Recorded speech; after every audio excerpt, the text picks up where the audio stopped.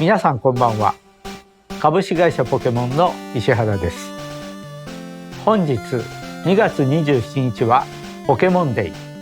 ポケットモンスターシリーズの原点でもあるポケットモンスター赤緑が日本で発売された日です。当時は151匹が発見されていたポケモンも今では1000匹を超えました。これまでポケモンたちと共に歩んでくれた世界中のトレーナーの皆さん、本当にありがとうございます。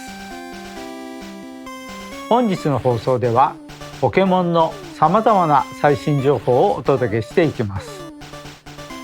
まずは今年初めて日本で開催されるポケモンワールドチャンピオンシップスについてです。クリス・ブラウンさん、よろしくお願いします。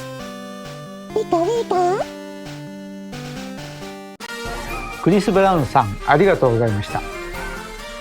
今年の夏に横浜で皆さんとお会いできることを楽しみにしています。続いてこちらの映像をご覧ください。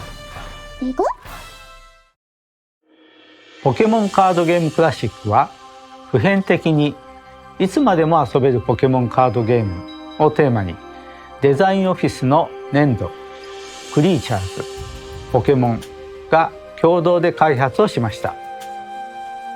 ポケモンワールドチャンピオンシップスでは実際の商品をお見せしたいと考えていますのでお楽しみに。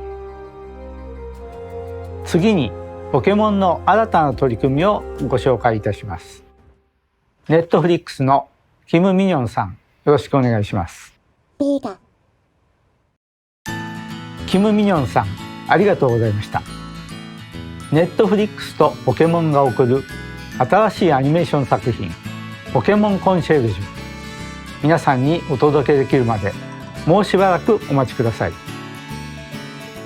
さて、ここからはゲームに関する最新情報をお届けします。宇都宮さん、お願いします。いかがでしたでしょうか。ポケモンは今後も皆さんにお楽しみいただけるような新しい挑戦を続けてまいります。ご視聴ありがとうございました。